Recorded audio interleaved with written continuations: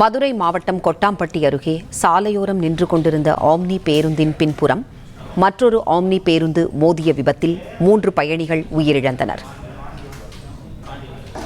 செய்தியாளர் சுரேஷ் இணைப்பில் இருக்கிறார். சுரேஷ், வணக்கம்.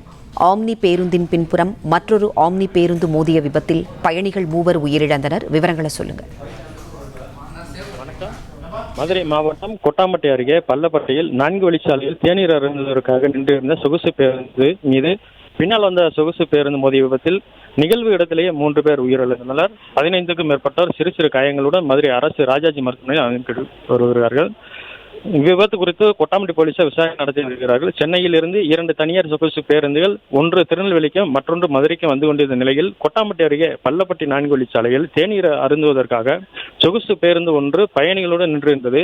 இதன் பின்னால் வந்த மற்றொரு சொகுசு பேருந்து எதிர்பாராத விதமாக நின்று இருந்த சொகுசு பேருந்து மீது மோதிய விபத்தில் செங்கல்பட்டை சேர்ந்த சுதர்சன், தூத்துக்குடி மாவட்டம் கோவில்பட்டியை சேர்ந்த கனகரத்னம் மற்றும் திவ்யா என்ற 3 பயணிகள் நிகழ்வு இடத்திலேயே உயிரிழந்தனர்.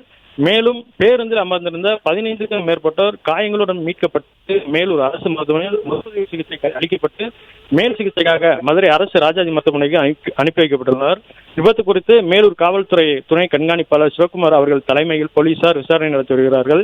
2 சொகுசு பேருந்துகள் மோதிக்கொண்ட விபத்தில் 3 பேர் சம்பவ இடத்திலேயே உயிரிழந்த சம்பவம் அப்பகுதியில் பெரும் சோகத்தை ஏற்படுத்தி வருகிறது.